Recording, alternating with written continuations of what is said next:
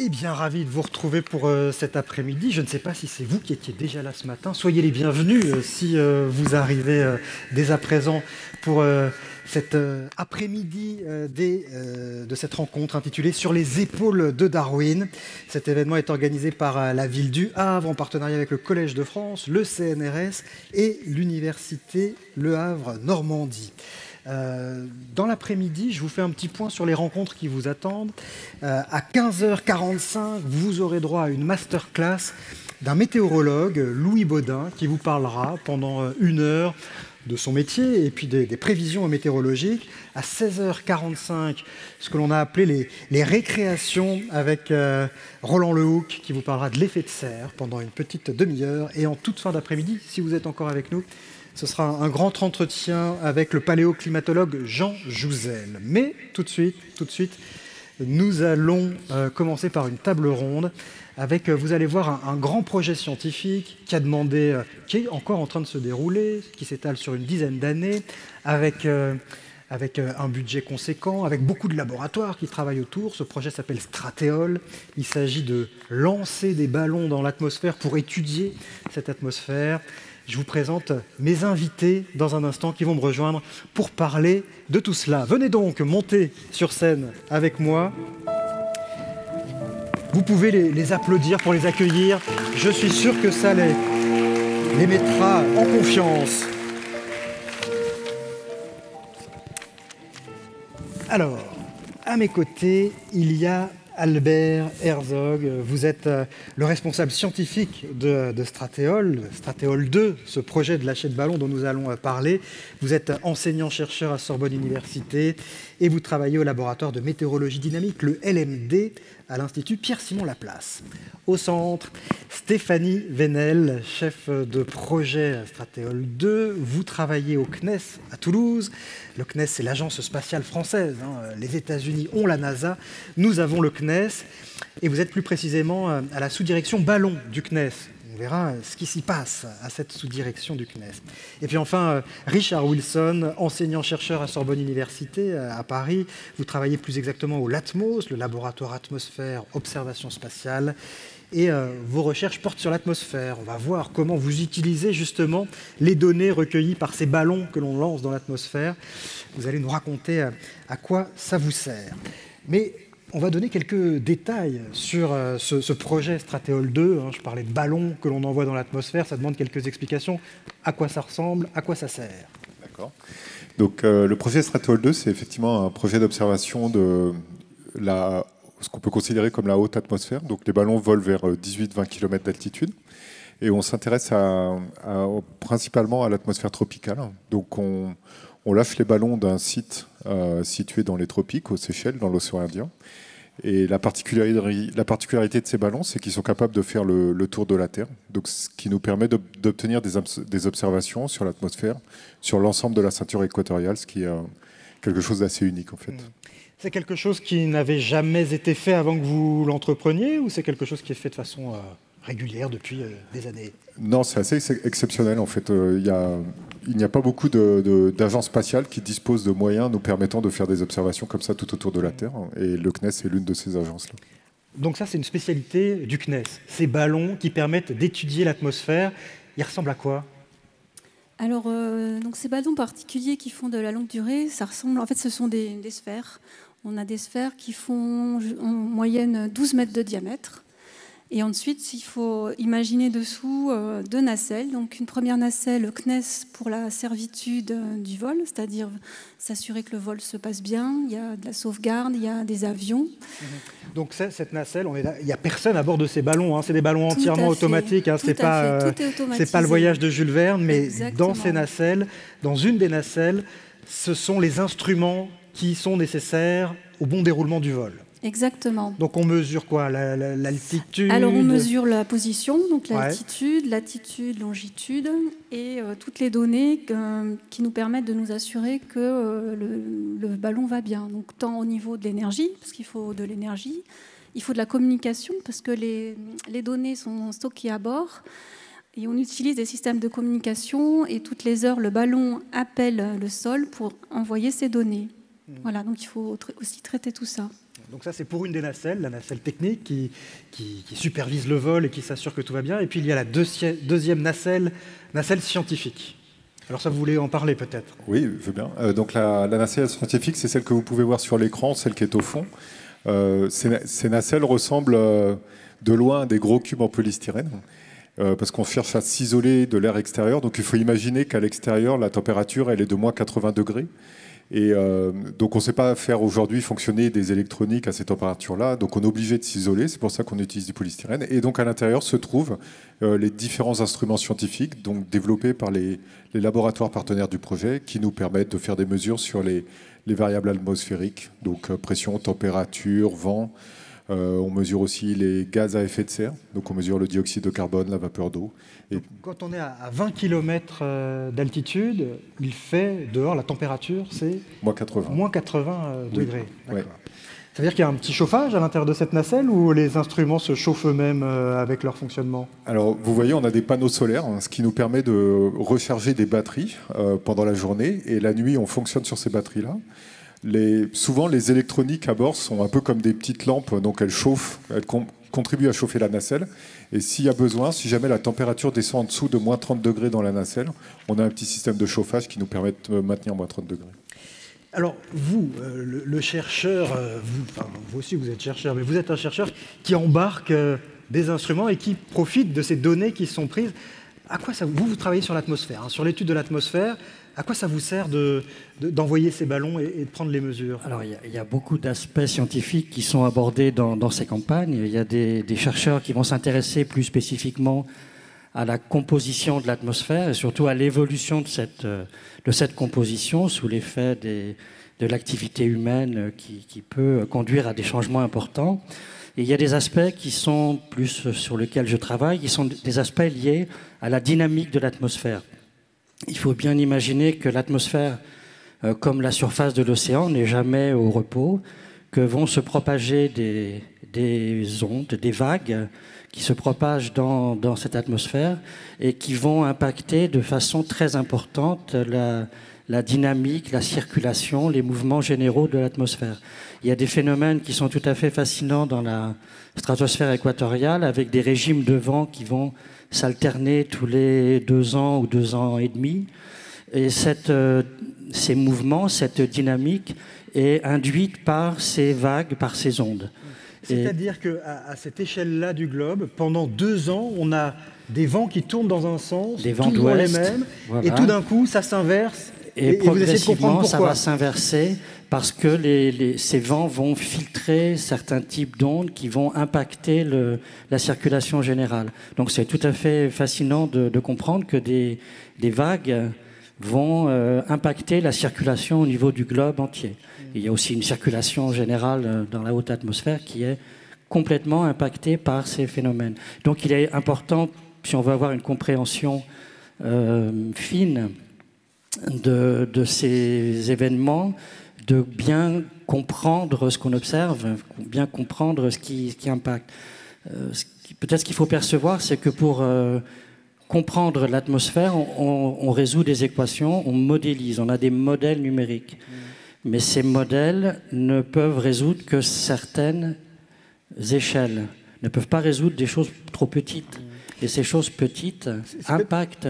Je me permets de traduire ce terme de modèle, parce qu'on a un jeune public. Hein, je vois que dans la salle, on a un jeune public. Alors, c'est pas exactement la même chose, mais il faut imaginer une simulation informatique. C'est-à-dire, on rentre un programme qui est censé mimer ces mouvements de l'atmosphère. Absolument. C'est ce que vous appelez un modèle. On résout des équations. Les équations sont connues, mais les solutions ne sont pas connues. Donc, pour rapprocher ces solutions, on utilise des modèles, des codes numériques qui simulent, qui reproduisent les événements observés. Mais il y a toute une classe de phénomènes que les modèles ne savent pas reproduire. Des événements qui sont trop fins, trop rapides, trop petits.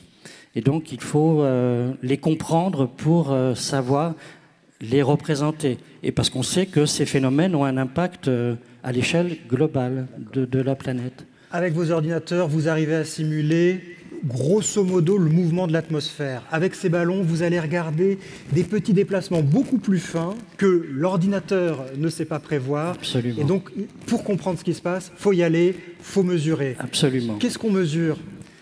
Qu'est-ce qu'on mesure exactement quand on s'intéresse à ces phénomènes ? Comme Albert l'a dit, il y a des mesures de constituants, il y a des mesures LIDAR, par exemple. Un LIDAR, c'est un radar optique qui fonctionne. La source est un laser et on va regarder l'altitude du sommet des nuages, par exemple, pour comprendre les phénomènes alors on appelle ça de la convection. Ce sont des mouvements thermiques de l'atmosphère très très importants au niveau de l'équateur qui vont avoir aussi un impact sur toute la dynamique qui nous intéresse. Pour ce qui me concerne, je travaille surtout sur les aspects dynamiques, donc je vais travailler à partir des mesures standards qui sont faites sur tous les ballons. On va mesurer la température, la pression, la position, déduire le vent, déduire des grandeurs, on va calculer des grandeurs à partir de ces choses élémentaires. Alors, on a bien compris à la fois le dispositif et à quoi il servait aux chercheurs.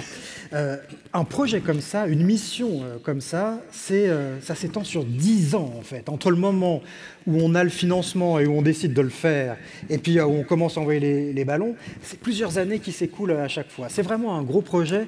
Et l'objet de cette discussion, c'est aussi de rentrer dans les coulisses de ce projet. C'est-à-dire comment les chercheurs décident que c'est ça qu'il faut faire, comment ils se mettent tous d'accord sur la façon d'y arriver, et puis où est-ce qu'ils vont trouver l'argent, parce qu'on va voir que ça coûte cher aussi de faire ces grandes campagnes. Et là, c'est peut-être à vous de nous expliquer ça, parce que vous êtes un peu le détonateur. C'est par vous et quelques-uns de vos collègues que tout commence. Expliquez-nous. C'est ça. Donc effectivement, c'est un projet d'envergure, c'est un projet qui associe une dizaine, voire une quinzaine de laboratoires en France et aux États-Unis. Et c'est pas quelque chose qui naît comme ça d'un seul coup dans la tête de quelqu'un. Donc en fait, il s'inscrit déjà dans une histoire. On a eu des projets un peu équivalents par le passé qui ont permis de nouer des collaborations. Et puis à un moment donné, dans l'histoire, on se dit bon, on a fait une campagne, c'était très intéressant. Qu'est-ce qu'il faut faire pour continuer à progresser dans l'avancement des connaissances ? Ce que vous appelez une campagne, c'est justement une expédition. On va sur le terrain, on lâche ses ballons. Pour les chercheurs, c'est une campagne. Et vous, par exemple, avant de lancer celle-là, en 2005, alors vous n'étiez pas à ce moment-là le cerveau de la bande, vous étiez un des acteurs. Vous avez 20 ans de moins. Oui, c'est ça. Vous étiez encore jeune à ce moment-là. Et vous étiez allé jusqu'en Antarctique. Donc on est sur le continent qui se trouve au niveau du pôle sud. Et vous aviez participé à une campagne de lâcher de ballons pour étudier à ce moment-là l'atmosphère dans ce coin-là. Ça doit être je reviens dessus parce que ça doit être des trucs passionnants. On arrive dans des coins du globe où très peu d'humains mettent les pieds et on se retrouve à faire des choses incroyables. Ah oui, c'est une expérience unique et j'ai bénéficié de cette chance. Et le continent antarctique est ouvert qu'aux personnes qui font de la recherche. Donc j'ai eu l'opportunité de faire cette campagne en 2005 en Antarctique. Et c'était vraiment une expérience exceptionnelle. Ouais. Et c'est notamment avec ce genre d'études, d'expériences précédentes que vous en êtes venu à imaginer cette nouvelle expérience qui là, alors on change d'atmosphère, d'ambiance géographique parce qu'on est sur l'équateur au niveau des Seychelles pour cette nouvelle campagne de ballons. Tout à fait. Donc on fait la campagne, on fait l'expédition, on se rend compte qu'il y a des instruments qu'on pourrait améliorer, des instruments qu'on pourrait développer, donc ça donne de nouvelles idées d'une part, et puis d'autre part, on s'intéresse aussi à l'avancement des connaissances dans le domaine scientifique qui nous intéresse, les sciences de l'atmosphère. On se rend compte qu'avec les moyens d'observation dont on dispose, c'est peut-être à l'équateur qu'on pourrait apporter le plus d'informations. Et donc c'est à ce moment-là qu'on se dit avec des collègues d'autres laboratoires, oui, il faut qu'on aille voir nos financeurs pour leur proposer de faire la prochaine campagne dans les tropiques. Mais alors, aidez-nous à imaginer ça. C'est-à-dire, vous vous rassemblez avec vos collègues, c'est quoi? C'est un colloque, c'est un atelier, on se met tous ensemble à dire la bonne solution, ce qu'il faudrait mesurer, ce qu'il faudrait faire. Enfin, chacun, c'est une sorte de boîte à idées, chacun donne ses idées, essaye de construire le projet le plus intéressant possible. Il y a énormément d'échanges, donc il faut voir aussi qu'avec nos collègues scientifiques, on a l'occasion de se rencontrer annuellement dans des conférences, donc ça nous permet d'avoir des échanges assez facile. Et puis, effectivement, en 2015, on organise une grande réunion à Paris qui associe l'ensemble des participants qu'on retrouve aujourd'hui dans le projet. Et là, on fait le point, on regarde l'ensemble des problématiques scientifiques qu'on sera capable d'aborder. On fait le point sur les instruments dont on disposera. Et puis, on se rend compte qu'on peut écrire un projet qui va tenir la route, qui va convaincre nos financeurs. Et donc, on se lance là-dedans. Et donc, à qui on présente, une fois qu'on est persuadé qu'on tient le bon projet, qui vaut le coup d'être mené et qu'il faut trouver l'argent, qui vous allez voir ? Alors, en France, on s'est retourné vers nos collègues du CNES, qui sont le principal financeur de ce projet Stratol 2. Aux États-Unis, c'est un petit peu différent. Donc, les collègues américains se sont tournés vers un organisme américain qui s'appelle la National Science Foundation, qui est l'organisme américain qui finance la recherche. Ils ont déposé des propositions, ça met une année à être écrit, typiquement. Les propositions sont évaluées et puis on sait si oui ou non on est financé pour participer au projet. Ça met une année, c'est intéressant, parce qu'en fait, c'est pas un projet qui est fait sur un coin de table et même pas pendant quelques semaines. C'est-à-dire que vous, pendant un an, avec des collègues, vous écrivez ce projet sans être sûr qu'il sera financé et qu'il verra le jour. Enfin, c'est vraiment un investissement, un pari sur l'avenir. Oui, oui. Vous présentez ce projet au CNES et au CNRS. Je crois que c'est une commission qui est tenue par ces deux grands organismes de recherche. Alors vous, au CNES, vous faites pas partie de la commission qui a élaboré, enfin, qui a jugé ce projet. Oui, c'est ça. Donc, nous, on est côté ballon directement. Donc, on offre le service aux scientifiques de pouvoir voler à différentes altitudes avec différents types de nacelles. Bon, je parlerai que de nos ballons, là. Mais de notre côté, il a fallu aussi démontrer qu'on était capable de rendre ce service aux scientifiques. Autrement dit, vous étiez associé. Vous n'étiez pas juge du projet, vous faisiez partie intégrante du projet et vous apportiez la partie technique, c'est-à-dire faire ces ballons et pouvoir les emmener, parce qu'après, il faut qu'ils tournent quand même dans l'atmosphère pendant 3 mois, donc c'est quand même, faut naviguer, il faut tenir en l'air. Comment ça s'est passé, la présentation du projet au CNES, justement ? C'est un passage compliqué, il y a beaucoup de dossiers en compétition. Est-ce qu'on est à peu près sûr de son coup quand on en est là ou pas ? On n'est jamais sûr. Je sais pas, réponds qui veut, je ne sais pas si c'est des questions trop... Non, on n'est jamais sûr. On sait qu'on a de bonnes chances parce qu'on a fait ce colloque scientifique où il y avait des représentants du CNES qui nous ont encouragés à soumettre un projet. Le processus est très formalisé puisque c'est un processus à travers lequel passent toutes les missions spatiales. Donc les satellites envoyés dans l'espace par le CNES passent par ce même type de processus. Mais par contre, il y a toujours une sanction et les ressources ne sont pas infinies. Il y a une compétition, donc on ne sait pas si on va être retenu. Donc vous avez su, au bout de combien de temps, que ce projet, vous aviez le feu vert et vous auriez le financement pour le mener à bien ? Je pense qu'on l'a su fin 2016, donc typiquement 1 an et demi après l'atelier scientifique qu'on avait pris. C'est indiscret de vous demander combien le CNES a accepté de débourser pour cette... expédition pour cette... il y a plusieurs campagnes, on va le voir, ça va durer 10 ans. Oui, là on est sur un ordre de grandeur de 16 euros. 16 millions d'euros. 16 millions d'euros, oui. Pardon. 16 millions d'euros. Étalé sur 10 ans, entre toute la phase de développement, parce que les nacelles qu'on vous a montrées, il a fallu les fabriquer, donc les concevoir, les fabriquer, les qualifier au sol avant de les envoyer, plus les campagnes. On est sur cet ordre de grandeur. Ouais. Plus, si j'ai bien compris, vous étiez associé avec ce projet avec des laboratoires aux États-Unis, des laboratoires américains. Eux aussi ont fait la même démarche en parallèle auprès d'autres financeurs et ils ont aussi apporté une partie du financement. Tout à fait. Ils ont également obtenu des financements aux États-Unis pour fabriquer leurs propres instruments qui sont intégrés dans les mêmes nacelles et qui volent avec nous. À ce moment-là, quand le projet est monté et qu'on a de l'argent, est-ce que d'autres laboratoires viennent vous voir et vous disent « Ouais, dis donc, on aimerait bien faire partie de l'aventure, est-ce qu'on peut monter à bord des ballons ?» Là, vous commencez à faire envie, là, votre projet devient sérieux. C'est ça. Alors, peut-être pas dès 2017. En fait, ils nous ont laissé démontrer qu'on était capable de faire ces vols-là. Donc, on a fait une première campagne, des premiers vols en 2019. Et la campagne s'est très bien passée. Et donc on a réussi des vols qui ont duré plusieurs mois, qui ont fait le tour de la Terre. Peut-être qu'à l'occasion, on aura la possibilité de voir l'image des trajectoires des ballons. Et donc à ce moment-là, effectivement, on a été contacté par des collègues qui nous ont dit mais c'est pas mal ce que vous faites. Nous, on s'intéresse à un domaine qui est un petit peu à côté du vôtre. Et on aimerait aussi intégrer nos instruments dans vos dispositifs. On voit qu'il y a une petite place à bord des nacelles pour qu'on puisse mettre nos machines et profiter du voyage. Et là, vous n'êtes plus celui qui propose des projets, mais celui qui reçoit des projets et qui dit je prends pas, qu'est-ce que vous nous apportez dans l'histoire? Alors moi je donne mon avis scientifique, donc effectivement c'était des propositions très intéressantes, donc j'étais très favorable à ce que ces collègues-là participent au projet. Après, encore une fois, il faut qu'ils trouvent des financements de leur côté, et donc il y a le même genre de processus derrière. On voit vraiment, c'est l'angle de cette table ronde, mais on voit vraiment le millefeuille que c'est pour que tous ces laboratoires, ces chercheurs, ces équipes de recherche qui travaillent dans le monde entier s'accordent pour travailler ensemble et quel intérêt elles ont à le faire. Et puis il y a aussi le fait de travailler entre la technique, ceux qui sont chargés de piloter les ballons, et les chercheurs qui veulent profiter du voyage pour prendre leurs mesures. On a dit il y a 2 nacelles.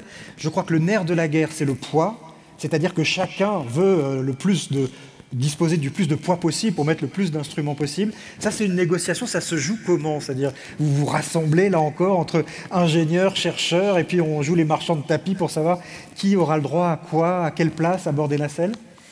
Oui, il est clair qu'on a différentes contraintes pour arriver à embarquer tous ces instruments. Donc le poids, comme vous dites, était un nerf de la guerre. Donc on avait une sorte de budget alloué pour chaque nacelle. Et de notre côté aussi, on faisait tout pour minimiser le poids, pour leur donner à eux la possibilité d'embarquer le maximum d'instruments.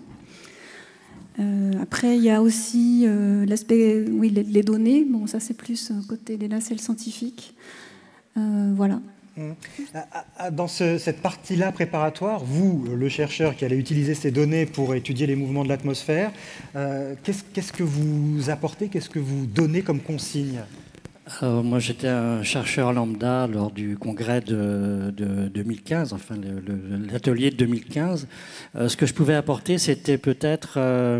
alors d'abord, je travaille sur des sujets qui sont potentiellement porteurs, enfin qui peuvent potentiellement être défendus et portés par le projet, mais également je collabore depuis de nombreuses années avec des équipes japonaises qui ont développé des instruments tout à fait spécifiques qui sont destinés à l'observation de la haute atmosphère. Et il apparaissait très complémentaire d'utiliser de tels instruments. Alors en particulier, il y a un grand radar, si on peut voir l'image, un grand radar en Indonésie. Ces radars sont de la taille, l'antenne est de la taille d'un terrain de foot à peu près. Ce sont des centaines d'antennes. Là, ce qu'on voit, c'est un radar. Ce qu'on voit, c'est un radar. Il faut le savoir que c'est un radar. Oui. Donc c'est un radar atmosphérique dont l'antenne d'émission et de réception est constituée de plusieurs centaines de modules. De petites antennes élémentaires. Et ce type de radar permet d'explorer la dynamique, en particulier les vagues dont on parlait tout à l'heure, et également la turbulence, c'est-à-dire le déferlement de ces vagues avec ce genre d'instruments. Donc c'est vraiment des instruments qui existent depuis une trentaine d'années, qui sont dédiés à ces observations et qui sont tout à fait...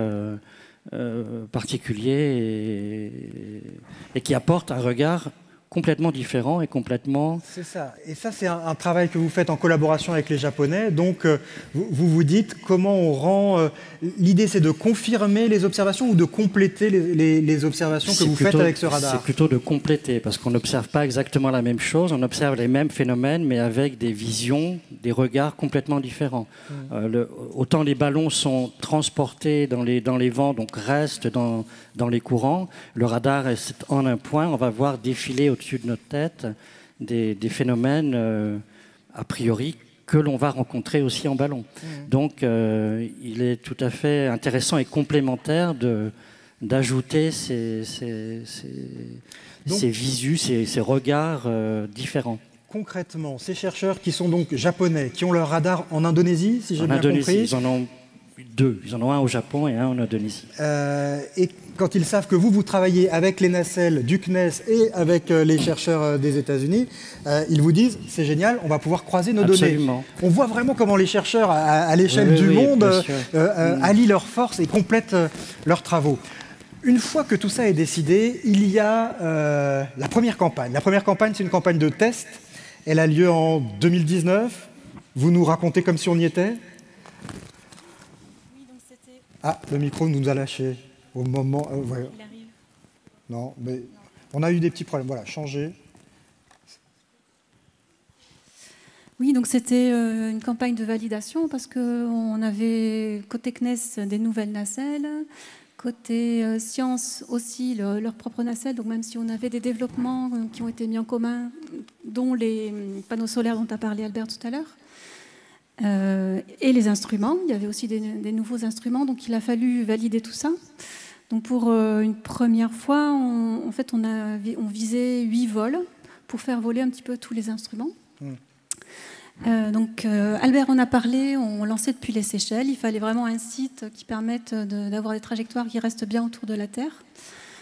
La préparation, c'est aussi beaucoup de travail avec les Seychelles, avec les autorités séchelloises. Là, on y est, voir... les images qui défilent derrière vous, c'est les Seychelles. Alors, c'est un peu moins carte postale que l'image qu'on se fait des Seychelles. Voilà. Vous êtes où exactement ? Vous êtes sur un coin de l'aéroport ? Exactement, oui. Les collègues, on est reçus par le directeur de la météorologie nationale des Seychelles, qui sont basés en fait sur l'aéroport international. Donc ils nous mettent à disposition des bureaux. Mais après, pour nous, installer les ballons, installer les nacelles, il nous faut des grandes tentes. Donc il y a une photo aussi qui montre ces tentes. Voilà. D'accord. Donc là, en fait, c'est vous qui installez ces grands barnums, comme ça qu'on appelle, exactement, voilà. sur l'aéroport. Vous êtes c'est combien ça, on est à en bord de débarquer ? piste. Alors, à la dernière campagne, on était en tout 70 personnes, une vingtaine de personnes CNES, une cinquantaine de personnes il y a du monde. de sciences. Voilà. Au maximum, on a dû être un peu moins de 50 à un instant T. Voilà, donc côté CNES, on arrive en premier pour tout installer, les infrastructures. Donc, c'est une dizaine de containers qui ont été envoyés là-bas. Donc, il y a les tentes, les containers, le matériel est en train d'être déballé. Donc on monte les tentes, on installe l'électricité dans les tentes, on installe toutes les tables, les chaises, les ventilateurs aussi, qui sont bien appréciés. Ah oui. Voilà, donc, et chacun prépare ses nacelles. Il y avait une photo aussi voilà, vous l'avez vu tout à l'heure. Donc ça, c'est, on imagine donc le long... donc en fait, la piste aéroport est sur la gauche de la photo. À droite, c'est la tente avec les nacelles. Et là, donc 2 nacelles en train d'être testées. L'autre tente, c'est là où on met les ballons. On a toujours 2 ballons qui sont prêts à lâcher. Voilà. Donc vous voyez, il fait nuit. Donc comme on est sur un aéroport international, en fait, on fait des lâchers de nuit quand il n'y a plus de ballons. Voilà. Alors là, on en voit. Enfin, on voit à quoi ressemble cette espèce de méduse translucide qui commence à s'élever dans le ciel. C'est l'un de vos ballons qui est sur le point de décoller là. Exactement, tout à fait. Donc, alors, la quantité de gaz au sol est à un volume faible.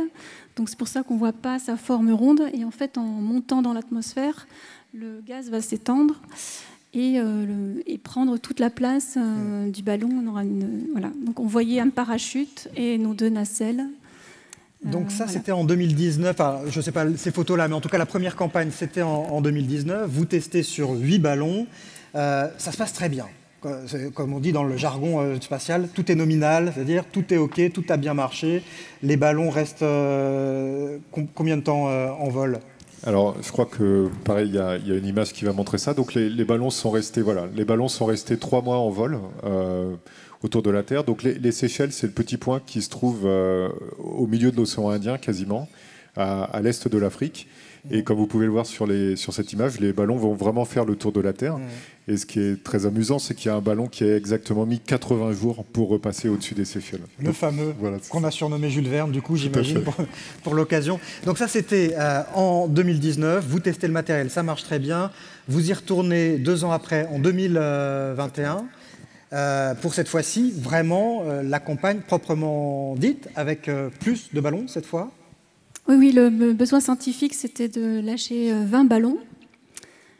Voilà, en fait, on en a lâché 17 et on a eu des soucis avec les ballons, en fait. Et là, on a eu tiers du temps à peu près qu'on aurait aimé faire. Alors effectivement, donc, des petits soucis qui ont limité la durée des vols, mais malgré tout, on a réussi une collecte de données qui était très très intéressante et qui permet de poursuivre le projet. Et donc on envisage de faire une autre campagne en 2025, toujours du même endroit. Il y aura donc une suite à tout ça. Quand on dit on a lâché 17 ballons, vous êtes resté, pour vous qui étiez vraiment du début à la fin de la mission, vous êtes resté 3 mois sur place. Dire que c'est pas une mince affaire. C'est quoi, c'est un ballon par semaine, tous les 2 jours? Comment ça se passe? Là, en moyenne, c'était 3 lâchers par semaine. 3 lâchers par semaine. Et bon, c'est vraiment une moyenne parce qu'en fait, alors, on avait des créneaux aéroports. Donc avec des jours et des périodes bien définies. Parfois, on arrive à lâcher 2 ballons dans la même nuit, voilà, pour profiter, parce qu'il faut qu'il n'y ait pas de pluie, il faut qu'on ait un vent calme pour faire ces lâchers.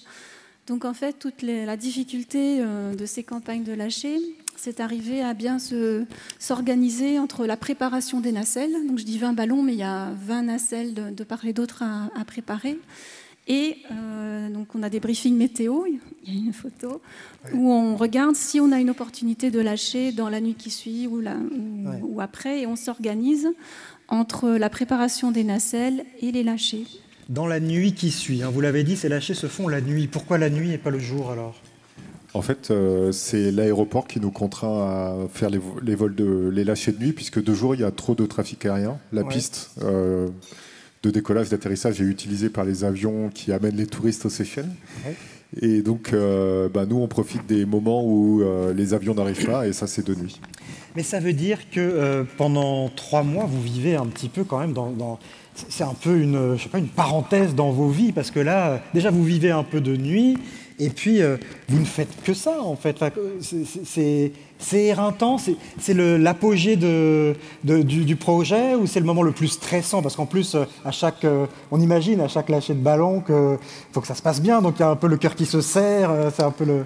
C'est ça, effectivement. Chaque lâcher de ballon, c'est un peu comme ce qu'on voit à la télé quand on lance une fusée. Il y a une chronologie qu'on appelle une chronologie négative, un décompte. Donc on sait qu'on est à 2 heures du lâcher, qu'on est à 1 heure du lâcher. On a des opérations à mener à chaque moment pendant cette chronologie. Et puis vient le moment où le lâcher se produit. Et donc là, il faut que tout se passe bien. Et la plupart du temps, même tout le temps, tout se passe bien. Mais il y a quand même ce stress. Il faut bien voir aussi que ces instruments qu'on a mis dans les nacelles et ces nacelles elles-mêmes, une fois qu'on les a lâchés, les interactions qu'on a avec les instruments sont extrêmement limitées. Donc on ne peut plus revenir fixer quelque chose si jamais ça a été mal fixé. Donc on a une grande partie de notre travail sur place, c'est de nous assurer que jusqu'au dernier moment, tous les instruments fonctionnent et qu'on va pouvoir les lâcher pendant la nuit qu'on a identifié.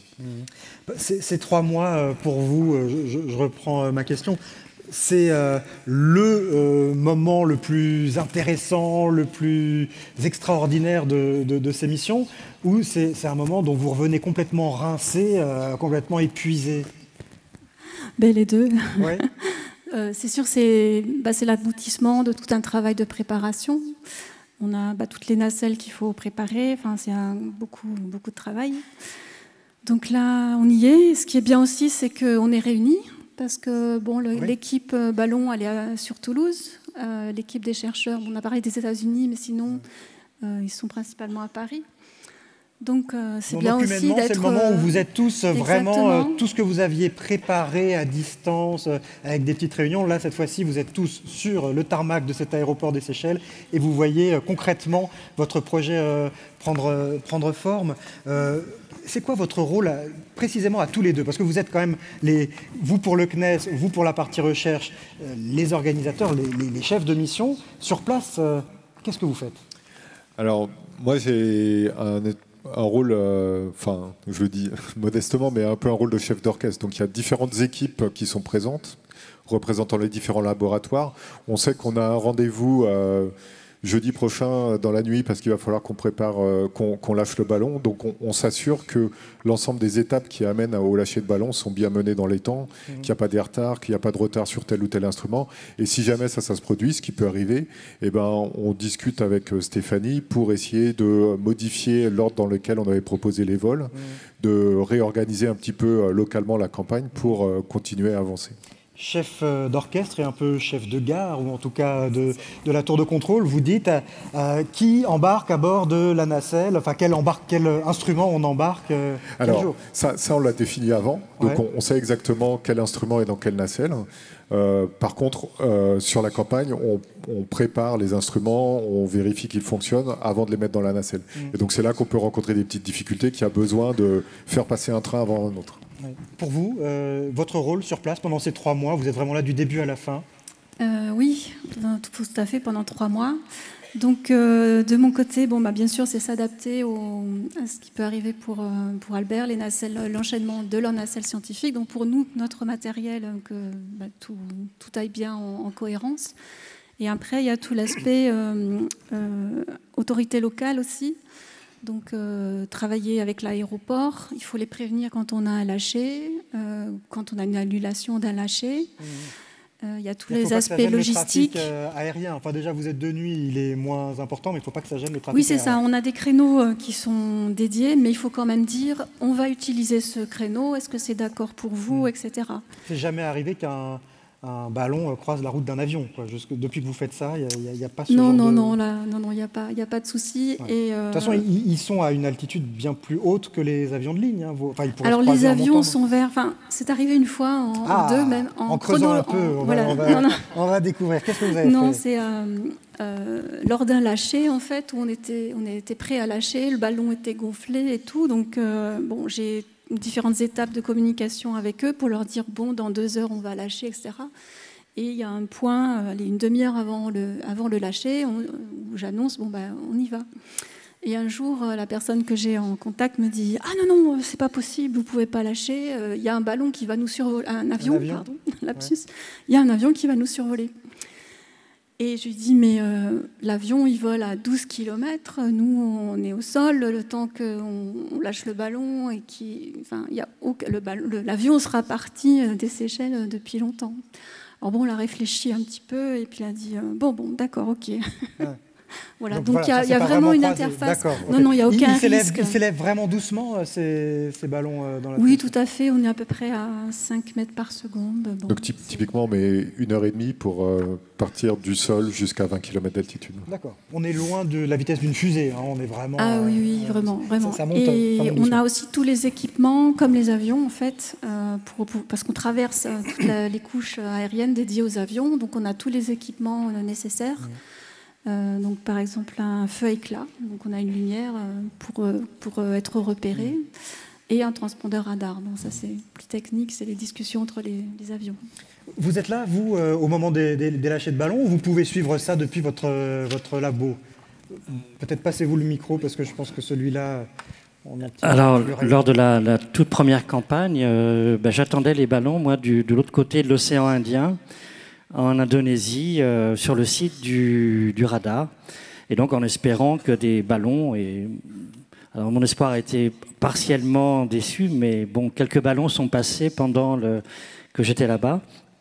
Il y a eu des retards dus à la météo locale qui n'était pas très bonne, donc on a raté quelques opportunités. Ah oui, parce qu'il fallait que vous soyez là, à l'endroit où sont les radars, au moment où le ballon passe, pour qu'on compare les données au sol et en l'air. L'idée était en plus des données radar, de lancer des ballons météorologiques. Donc ce sont des ballons d'un type tout à fait différent, qui sont des ballons sondes qui sont utilisés quotidiennement pour sonder l'atmosphère météorologique, pour comprendre, documenter l'atmosphère, qui sont utilisés par les météorologues.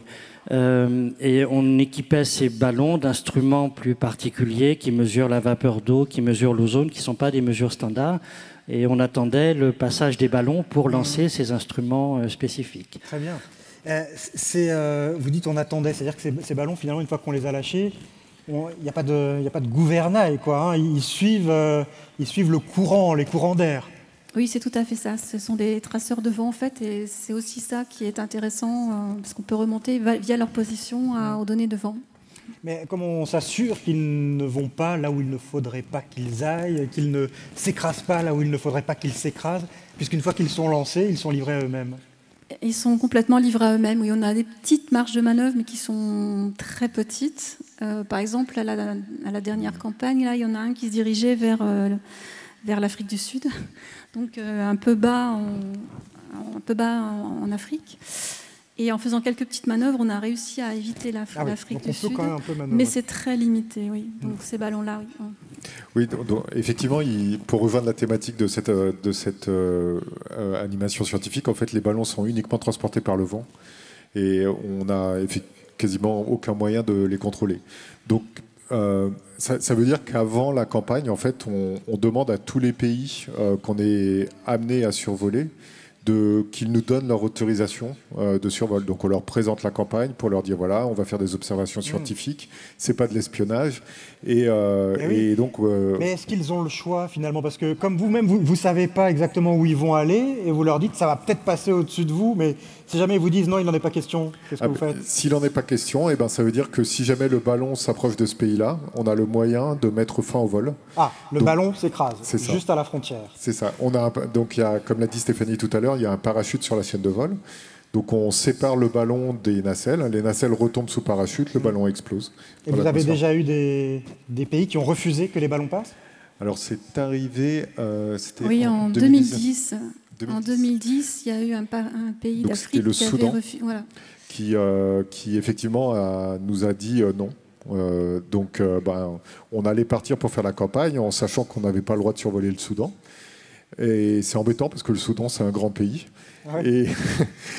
Et en fait, il y a eu une réunion diplomatique entre la France et le Soudan où j'imagine qu'ils ont parlé de beaucoup d'autres choses que de stratéol.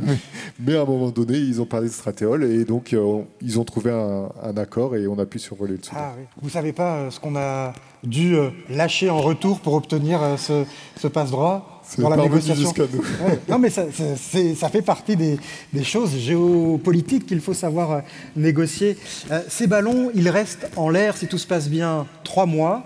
Comment sont-ils suivis? Parce que ça aussi, c'est un gros travail qui demande le concours de beaucoup de personnes, en fait. Oui, tout à fait. Donc, comme je disais tout à l'heure, on a les données qui descendent toutes les heures. Donc côté CNES, on a une grosse équipe de suivi. On a une équipe qui fait à peu près une trentaine de personnes. Donc elles ont chacun leur tour par semaine en fait. On a des roulements par semaine. Il faut imaginer une sorte de salle de contrôle avec des écrans. On voit les petits points qui bougent sur la carte et on vérifie que tout va bien. Oui, c'est un petit peu ça. Les paramètres sont bons. Mais vraiment, à ce moment-là, pour les chercheurs, c'est un moment un peu où ils sont un peu anxieux de savoir au moins le ballon qui transporte l'instrument qui les intéresse se porte bien, n'est pas en train de survoler un endroit qu'il ne faudrait surtout pas survoler. Oui, tout à fait, puisque quelques ballons parfois sortent des zones qui nous intéressent et c'est une misère. Hein. Ouais. Mais c'est vraiment quelque chose que vous allez jusqu'à surveiller plusieurs fois par jour. C'est vraiment quelque chose qui vous occupe et qui vous inquiète, quoi. On suit en temps réel les trajectoires des ballons et on croise les doigts, quoi. C'est le charme de ces projets. On sort rincé de la campagne aux Seychelles et on sait que ça va durer encore pendant 3 mois. Oui, c'est ça. En fait, pendant 6 mois, vous ne pensez et ne vivez que pour ça, ou presque. C'est un peu ça ou j'exagère? Ah non, c'est vraiment ça, oui. C'est vraiment ça. Oui. Et une fois que les données existent, comment sont-elles transmises aux chercheurs? Parce que on imagine que déjà il faut un peu les mouliner, comme on dit, en tout cas les mettre en forme pour pouvoir les transmettre. Est-ce qu'elles sont tout de suite données à tous? Donc effectivement, les observations sont faites à bord des ballons. Toutes les heures, on a un système de téléphonie satellite qui nous permet de ramener les données au laboratoire, donc essentiellement en région parisienne. Là, il y a un pré-traitement des données qui nous permet de effectivement s'assurer que la transmission a été correcte, que les données sont de bonne qualité. Et puis ensuite, on les diffuse au laboratoire partenaire du projet. Et là, pendant 1 an, chaque laboratoire va traiter les données qui ont été produites par son instrument, vont ce qu'on appelle produire un jeu de données qui va être ensuite utilisable par tout le monde. Donc pendant 1 année, on fait ce travail-là, on réserve les données aux partenaires du projet, ce qui permet aussi de commencer les études, d'être un petit peu en avance. Et puis, au bout d'1 an, elles sont ouvertes à l'ensemble de la communauté scientifique et donc tout le monde peut les utiliser. Ça, c'est aussi un point quand même notable, parce qu'on voit tout le travail que ça a demandé, on voit l'argent que ça a demandé, mais 1 an après, c'est gratuit pour tout le monde. Tous les chercheurs du monde entier, s'ils en font la demande ou s'ils vont sur le serveur dédié, peuvent obtenir les mesures que vous avez faites. Ça, c'est un principe intangible de la recherche. Quand on fait de la recherche, ça doit pouvoir être accessible à tous. C'est ça, je pense que c'est le meilleur moyen de faire profiter du coût du projet à l'ensemble de la communauté scientifique. Et donc, le meilleur moyen, c'est que le plus de personnes possible puissent travailler sur ces données pour qu'on en retire le maximum d'informations. Bon, on a bien compris votre projet. On va voir s'il y a des questions dans la salle. Alors ça peut être sur le déroulement, sur à quoi ça sert, sur ce que deviennent les ballons après 3 mois, parce qu'on ne l'a pas dit, mais on pourrait quand même se demander ce qu'ils deviennent, ces ballons.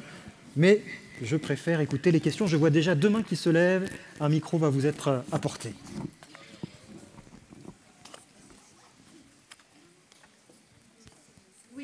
La question que vous venez de poser, c'est-à-dire comment récupérez-vous les nacelles? Les nacelles et les ballons, comment les récupérez-vous? Alors les ballons, en fait, quand ils se trouvent, quand on arrête le vol, donc on a expliqué que les nacelles redescendaient sous parachute.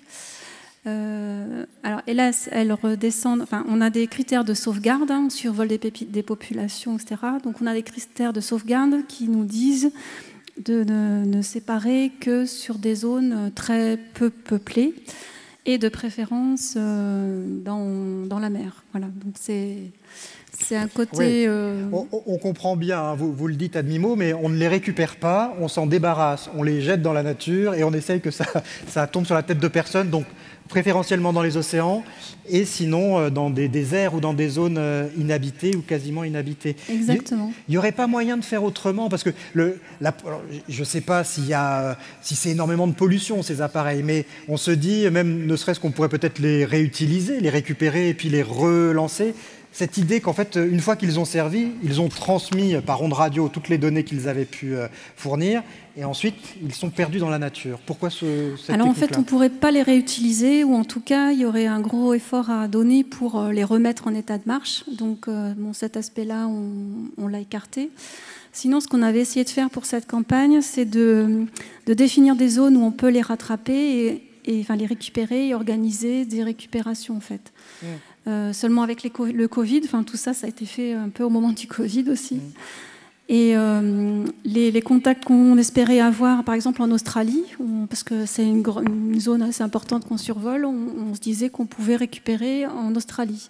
Seulement avec les problèmes de Covid qu'il y a eu, nos interlocuteurs ont dit « Oh là là, en ce moment, circuler en Australie, c'est trop compliqué, etc. » Donc ça, c'est des choses qu'on a essayé de faire, mais qu'on n'a pas pu mettre en place. Et après, parfois, il y a aussi des hasards.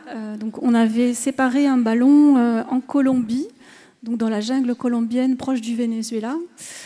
Et en fait, en juillet, je reçois un WhatsApp me disant « On a retrouvé vos nacelles ». Donc c'est des gens, une communauté indigène, qui, en se promenant dans leur territoire, a retrouvé nos nacelles. Mais alors, ça veut dire que sur ces nacelles, il y a il y a quoi, une petite bouteille en verre avec un parchemin? Non, j'imagine pas, mais une petite plaquette avec si vous retrouvez ce colis, appelez tel numéro? Exactement, oui. On a un autocollant, en fait, avec mes coordonnées. Donc, c'est comme ça que j'ai vu ce WhatsApp. Donc là, la récupération est en cours. Elle devrait bientôt arriver à l'ambassade de France à Bogota, qui va nous les renvoyer. Voilà. Et on dédommage la communauté indigène qui l'a retrouvée. Et en particulier, l'ambassade les aide à acheter des stations d'épuration de l'eau. Mais à ce jour, personne ne s'est jamais pris un de vos ballons sur la tête ou sur le toit de sa maison? Il n'y a eu aucun accident de ce type? Aucun accident. Bon. Vous aviez dit 2 questions, non? Non, une seule? Alors, il y a une autre main qui se lève. Il y a beaucoup de mains qui se lèvent. Alors allons-y, dans l'ordre que vous voulez. Bonjour. Bonjour. Je voulais savoir, c'est quoi la matière que vous utilisez pour les ballons? S'il vous plaît. Oui, on va répondre. Là, c'est parce qu'un projet peut-être de construire l'équivalent chez soi. Ils sont faits en quoi, vos ballons? Alors c'est une sorte de plastique en fait. Alors par contre c'est du plastique qui a les particularités d'être étanche à l'hélium. On gonfle les ballons à l'hélium, donc il faut un matériau plastique qui garde bien l'hélium et qui soit aussi assez résistant parce qu'on les met en surpression. C'est-à-dire qu'il faut que le ballon reste tout le temps en gros. Voilà. Et sinon, sur des aspects plus techniques, pour dire les noms, voilà, on a du polyamide et du polyester. Polyamide et polyester. Ça m'a pas l'air hyper biodégradable pour continuer à gratouiller sur le côté, on les perd dans la nature. On sait combien de temps ça met à disparaître on sait que c'est un gros point faible du projet. Et d'ailleurs, avant le projet lui-même, on a fait une étude d'impact de pollution. Donc on a estimé la masse de ce qu'on allait rejeter dans les océans. On s'est rendu compte, mais c'est pas pour nous excuser, mais on s'est rendu compte que c'était une très faible fraction de tous les matériaux plastiques qui étaient rejetés dans les océans. Mais par contre, ce qu'on envisage aussi pour la suite, c'est d'avoir des ballons qu'on sera cette fois-ci capable d'un petit peu piloter et donc de ramener vers des zones sur les continents qui nous permettront de récupérer les... Ça pourrait être en place dès... vous aviez dit, il y a peut-être une campagne pour 2025 ou c'est pour le coup d'après encore? C'est plutôt pour le coup d'après. Pour le coup d'après. Bon, au moins, c'est honnête. On sent que vous êtes un peu embarrassé par ce point-là, mais c'est bien que ça vous embarrasse. Et puis, heureusement que ça n'est qu'une fraction limitée de la pollution des océans, parce que vous nous auriez dit, avec nos ballons, on en met la moitié, ce serait dit, ça vaut peut-être pas le coup. Il y a des questions? Je vois des mains, mais je ne sais pas qui apporte les micros. Oui. Est-ce que les ballons sont réutilisables? Ah bah du coup, je pense pas. Sont-ils réutilisables si on les perd dans la nature? Quand on fait la séparation, donc le ballon n'a plus de poids sous lui, donc il monte. C'est comme il est en surpression, en fait, il va finir par éclater en plein de petits morceaux. Donc voilà. Et les autres ballons qu'on a au CNES sont pas non plus réutilisables, non. Une autre question, oui, là-bas. Combien ça coûte au total? Alors on a eu une idée du prix tout à l'heure, mais on peut la redonner. Combien ça coûte? Alors ça fait beaucoup de zéros, hein. C'est 16 millions d'euros sur 10 ans. 16 millions d'euros pour 10 ans, c'est la mise au point des ballons. Ça inclut le salaire des chercheurs ou finalement les chercheurs sont déjà payés par leurs organismes? On est payé par nos organismes. Ouais, donc finalement, un tel projet, c'est plus que ces 16 millions d'euros. Est-ce que vous l'avez vraiment chiffré de bout en bout en vous disant, vous par exemple, vous ne travaillez exclusivement que sur ça, quasiment. Oui. Donc c'est 10 années de salaire de votre organisme qui vous paye. Est-ce que ça a été estimé? On a fait effectivement ce qu'on appelle les coûts consolidés en prenant en compte les salaires des chercheurs. Et on est sûr si c'est... est-ce qu'on peut le divulguer publiquement devant ces jeunes curieux? Ça rajoute, disons que ça va amener le projet à 20 millions d'euros ou quelque chose comme ça. 20 millions d'euros, qui dit mieux? Une question. Combien de temps en moyenne ça vous prend pour gonfler un ballon? Alors en une demi-heure, il est gonflé. En combien? Une demi-heure. Une demi-heure. Oui.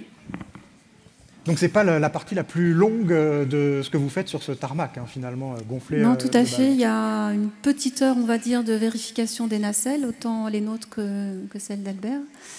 Une demi-heure de gonflage. Et après, on va sur la zone de lancement qui longe la piste aéroport. Et là, c'est à nouveau une demi-heure. En 2 heures, tout est fait. Et quand on fait 2 lâchers, ben voilà, on multiplie par 2. Mais c'est un moment un petit peu critique parce que à partir du moment où on sort le ballon de la tente que vous aviez vu tout à l'heure et qu'on commence à le gonfler, si jamais on ne peut pas lâcher, s'il y a météorologiquement, s'il se met à pleuvoir ou quoi que ce soit, ça veut dire qu'on a perdu le ballon. Ah, Donc, parce que le ballon est abîmé il peut être abîmé par le vent, si jamais il y a trop de vent, s'il pleut dessus. Et donc, il y a cette contrainte-là, il y a une pression assez importante à ce moment-là sur le météorologue qui est avec nous. Ah oui, il a la pression, si j'ose dire. Mais alors, c'est-à-dire que non seulement ils ne sont pas réutilisables, mais ils ne sont même pas gonflables 2 fois, quoi. On le gonfle une fois, on le lance, ou sinon c'est perdu. Il y a plein de mains qui se lèvent. Allez-y, je ne sais pas, je vous laisse choisir. Oui. Est-ce que c'est déjà arrivé qu'il y ait des ballons qui soient partis trop haut? Ah, ça c'est une bonne question. C'est vrai que vous avez été assez précis, hein. Ils sont entre 18 et 20 km d'altitude, ces ballons. Comment on fait pour viser cette couche-là de l'atmosphère? Alors en fait, c'est tout un calcul avec la masse qu'il y a en dessous. Donc il y a entre 40 et 50 kg sous le ballon, plus son poids propre. Voilà, donc il ne peut pas aller plus haut en fait. Une fois qu'il est rempli de gaz, il va rester à cette altitude-là. Donc on a des calculs pour pouvoir amener les nacelles soit à 18 km, soit à 20 km selon la demande des scientifiques. Il y a une chose qu'on n'a pas dite tout de même sur la campagne de 2021, c'est que tous les ballons n'ont pas volé aussi longtemps que vous auriez voulu. Donc vous dites qu'ils ne peuvent pas monter plus haut, il y a quand même des fois où ils redescendent plus vite qu'on aurait voulu. Qu'est-ce qui s'est passé? Oui, ça finit toujours par redescendre. Oui, ça finit par redescendre. Mais là, il y en a certains... Oui, c'est une réponse de politique, ça, un petit peu. Il y en a certains qui auraient pu attendre un peu avant de redescendre. Qu'est-ce qui s'est passé? Oui, on aurait préféré qu'ils attendent un petit peu. En fait, on est en train de travailler là sur le sujet avec notre fournisseur de ballons. D'accord. Voilà, donc, un petit problème technique sur les ballons. Voilà, de qualité sur la fabrication. Allez. Bonjour. C'était pour savoir quel est l'endroit le plus lourd sur le ballon. Quel est l'endroit où? C'est le plus lourd. Où c'est le plus lourd sur le ballon? Alors le ballon lui-même, donc c'est une sphère de plastique, donc c'est assez homogène. Par contre, on accroche en dessous ce qu'on appelle la chaîne de vol. Vous l'avez vu tout à l'heure avec les 2 nacelles. Et c'est ça qui fait une partie importante du poids. Donc la chaîne de vol, elle fait dans l'ordre de 70 kg, quelque chose comme ça, non? En tout. 50, ouais. Allez, on a encore le temps pour quelques questions. Je ne sais pas de quel côté, je vois qu'il y a des mains aussi. Allez-y. Celui qui a le micro ou celle qui a le micro s'exprime. Vas-y. Pourquoi les nacelles, vous les lâchez et pourquoi il n'y a pas un moteur que vous pourriez contrôler à distance pour les ramener? Oui, pourquoi on ne peut pas les diriger, ces ballons, un petit peu? Alors, pourquoi on ne peut pas les diriger? Parce qu'en fait, il faudrait emmener beaucoup trop d'énergie, je pense, pour pouvoir effectivement orienter la trajectoire des ballons ou même des nacelles. Donc, ce qu'on imagine de faire un peu plus dans quelques années, c'est de pouvoir modifier l'altitude du ballon pendant le vol. Et ça nous permet de changer d'altitude et donc d'aller dans des vents qui sont un petit peu différents et donc de nous emmener dans des endroits un petit peu différents. Allez, d'autres questions? Qui a le micro? On t'écoute. Est-ce que c'est déjà arrivé que le ballon il se prenne un obstacle? Alors, on a dit pas d'avion, ça n'a pas eu lieu. Par contre, comment vous faites avec les oiseaux? Est-ce que vous avez des oiseaux qui viennent se prendre vos ballons? J'imagine.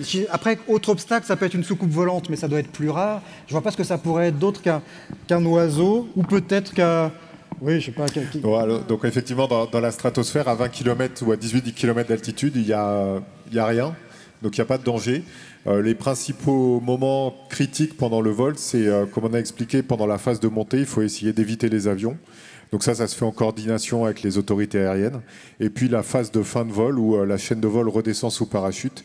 Et de nouveau, on va croiser les couloirs aériens et on gère ça avec les autorités aériennes. C'est presque ça, hein, le plus... J'imagine le plus délicat à gérer, la redescente, parce que autant au moment du tir, vous savez vraiment, voilà, vous avez choisi, c'est de nuit, vous savez où vous êtes, vous connaissez le trafic.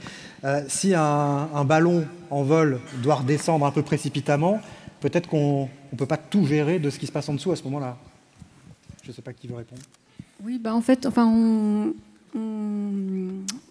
on a les coordonnées en fait des différentes autorités aériennes des pays qu'on survole. Donc on a des interlocuteurs. On a aussi des interlocuteurs au niveau des ambassades. On travaille beaucoup avec le ministère des Affaires étrangères et les ambassades de France dans les différents pays. Donc voilà, on a les contacts qui vont bien. Je vois trois mains qui se lèvent. Alors vous allez vous passer le micro et chacun va poser sa question et on répondra en une seule fois. Allez-y. Pourquoi vous faites ça dans un aéroport?